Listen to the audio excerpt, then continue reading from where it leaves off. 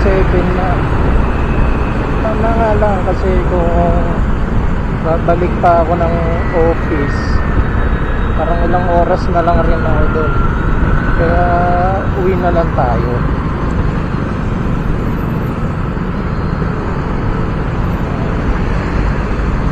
Pero siyempre, daan muna tayo ng UP.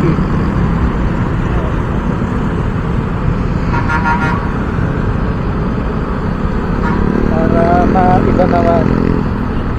Kasi sobrang aga pa eh.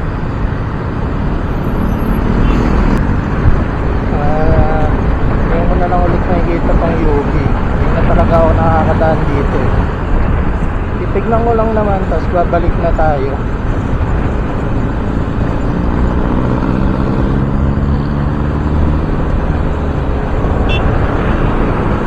Naalala ko, pumupunta tayo dito pag may mga UP fair. Kasi yung classmate ko nga nung high school dito dati nagtatrabaho, ay nag-aaral.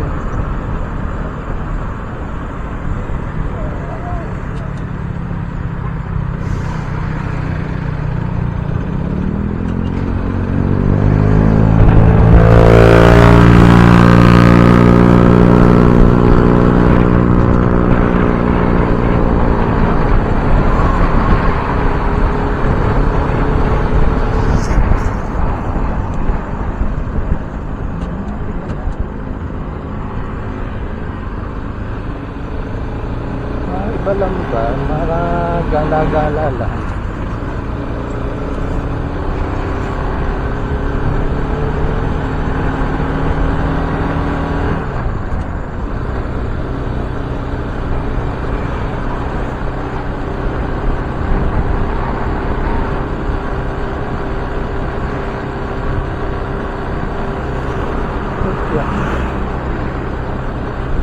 Ito, pillbox.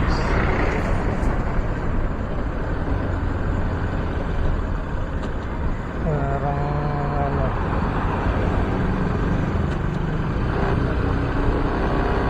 walang paikot dito sa natin yung maliit na nadaanan.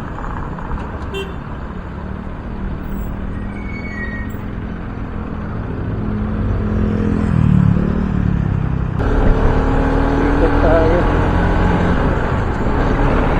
Iba pala tong daan na to.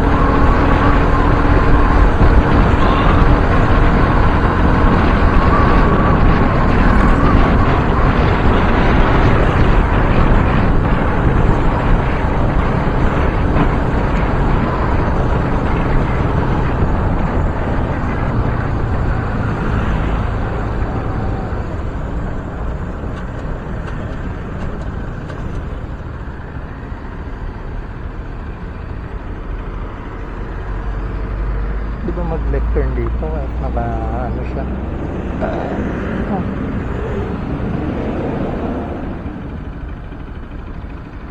Hindi ko rin sure eh.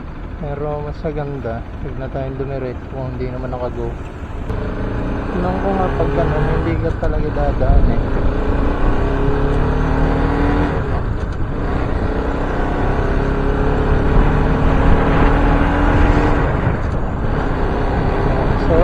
Ito yung UP.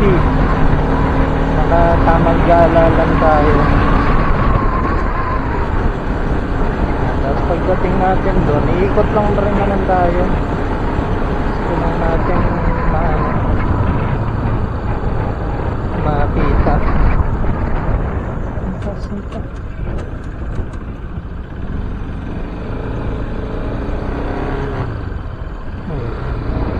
laban na. Wala.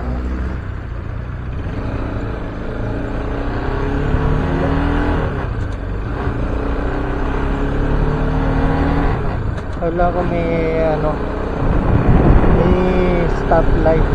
Buti dinouble check ko kasi mamaya kung mag-go tayo tapos nakapula pala, yari tayo. So ito yung UP guys. Sa mga hindi pa nakapunta, UP Diliman. Maka libot-libot lang.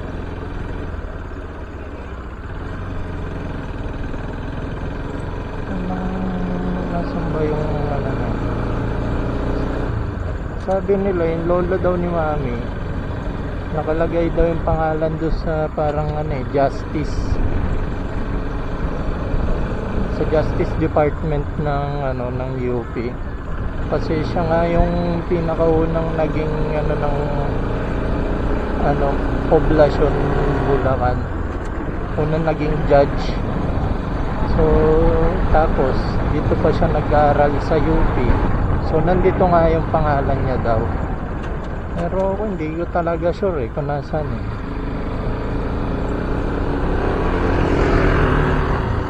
Sila ride lang tayo para makita naman natin yung itsura niya.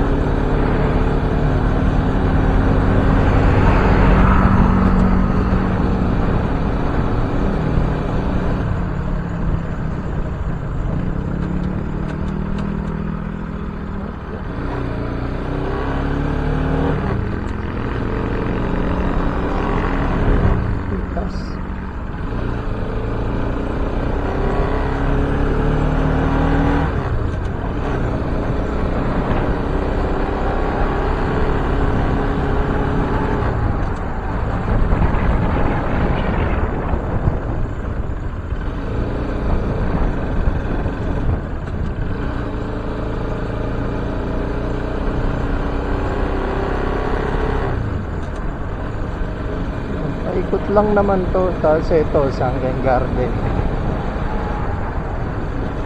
Gusto ko sana minsan tumambay dito eh, kaso hindi ko alam yung parkingan ng mga motor eh. So lang ko open naman siya, so pwede ka talaga tumambay.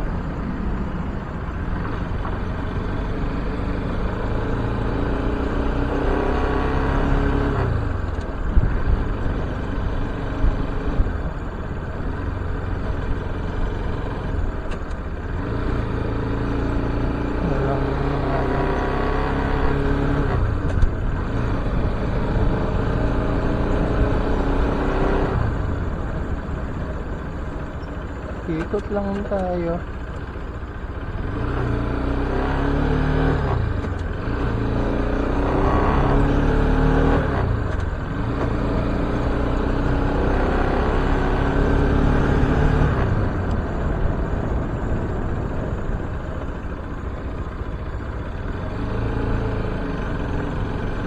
Dito lang kung saan naman.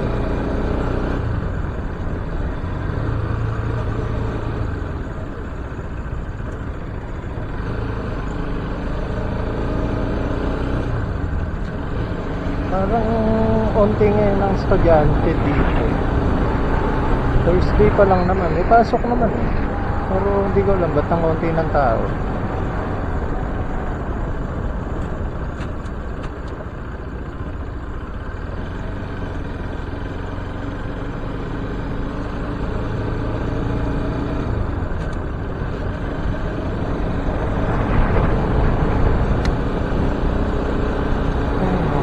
Walang tao rin eh. Unlike talaga dati na naalala ko, punong-puno ng tao dito pag mga pumunta ka rito ng gantong oras. Daming naglalabasan sa papasok na estudyante. Ngayon hindi eh. Dito tayo.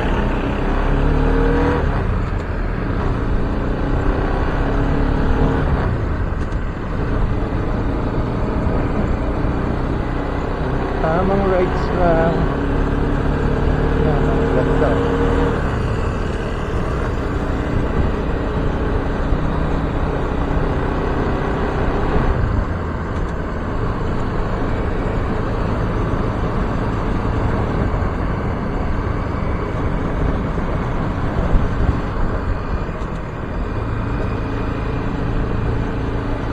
Dito, ano na tayo? Kaliwa na tayo.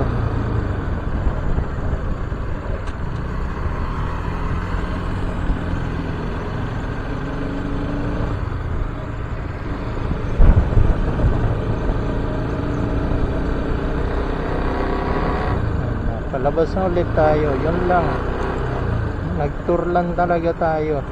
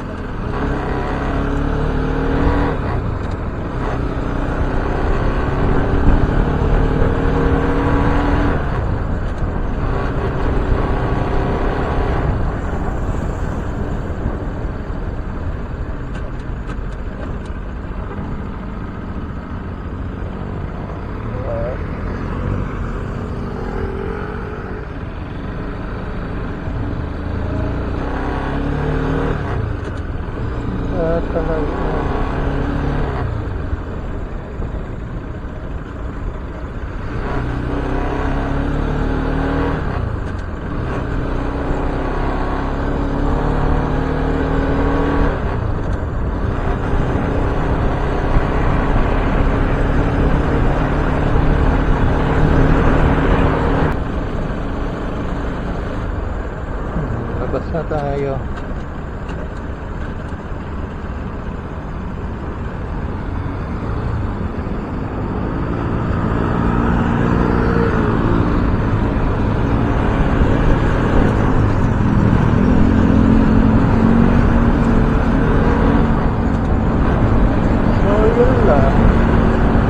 Yun lang yung tour natin sa UP. Miss ko tuloy mag-aral ulit. Kasi dami kang magagawa dati na estudyante ka pa eh. Unlike ngayon na nagtatrabaho ka na. Hindi ka na yung pwede kumapsing basta-basta. Mo yun, kung kailangan mo na mabuhay para sa sarili mo. Dati kasi parang ang carefree ng mundo pag bata ka, pag nag-aaral, tapos kailangan mo lang pumasok, tapos magpasa ng mga project, tapos mag-aral. Wala sa hangin.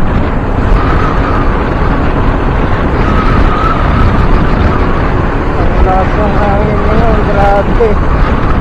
Di ko alam kung maririnig ako, pero sigaw na tayo para sure na marinig tayo kasi lakas talaga ng hangin eh.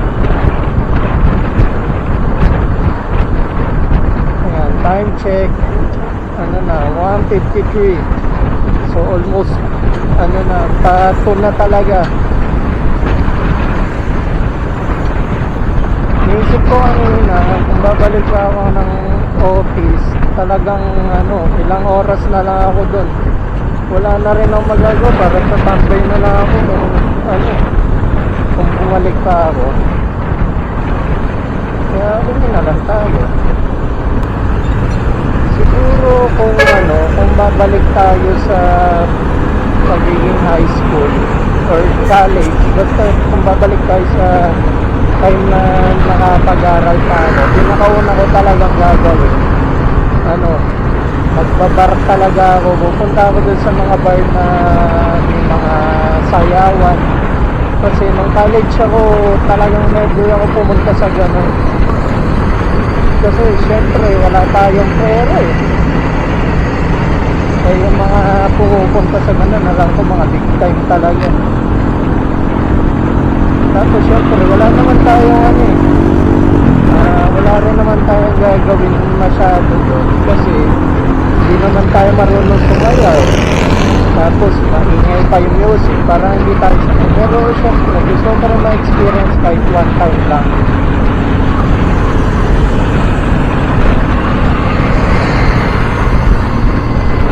Kasi never kong ma-experience yun na bata ako. Kasi madalas talaga pag nagiinom kami, hindi kami sa bar pumupunta eh. Sa mga talaga yung Novastop. Kung malapit kayo sa Novaliches, tama, Novaliches, malapit kayo doon or nasa Caloocan kayo, malapit kayo sa SM Fairview na katira, sikat na sikat yung Novastop. Doon talaga yung inuman dati namin. Doon lagi kami umiinom. Tapos yung mga inuman sa tabi ng school, doon lang. Pero sa bar na malalaki, yung mga ba tawag nila sa gano'n, disco club, never pa ako napasok kahit isang beses.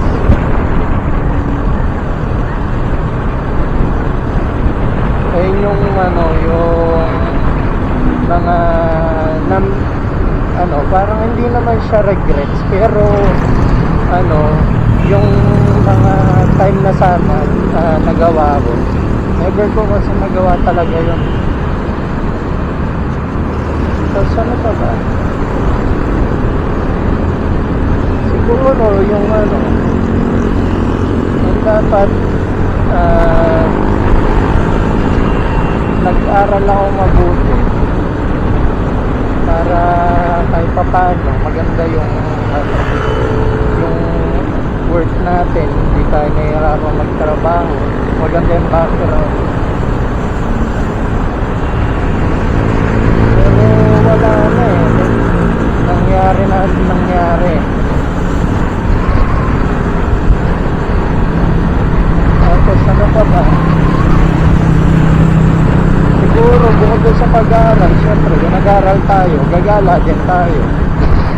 Gusto ko sana yung ano, may experience yung talagang gumala na ano. Alam niyo yun, yung mga hindi ko napupuntahan. Sana napuntahan ko dati. Kasi ngayon parang ano, tinatamad ko talaga tayo maggala-gala. Katulad ko, yung masyadong gumagala.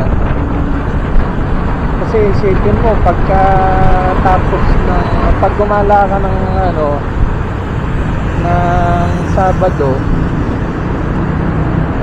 yung Linggo, talagang pahinga mo na. Unlike dati nung college ako, pag gumala ako ng Sabado, Linggo, pwede pa gumala kasi ano pa hindi pa tayo mabilis mapagod. Ngayon,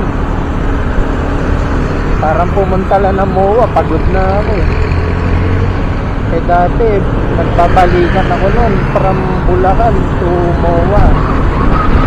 Ngayon, hindi ko na kayang gawin yun. Saka dati, syempre, mas madali magbiyahe. Unlike talaga ngayon, grabe yung hirap ng biyahe ngayon.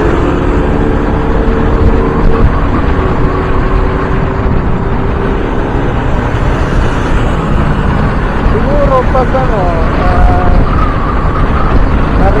pag narinig ko sa vlog, iba-vlog ko. Pero kung hindi, yung ano ko na lang, yung tour ko na lang dun sa UP. Kasi ang ganda talaga ng lugar eh. Hindi ako, gusto ko talaga laging pumunta.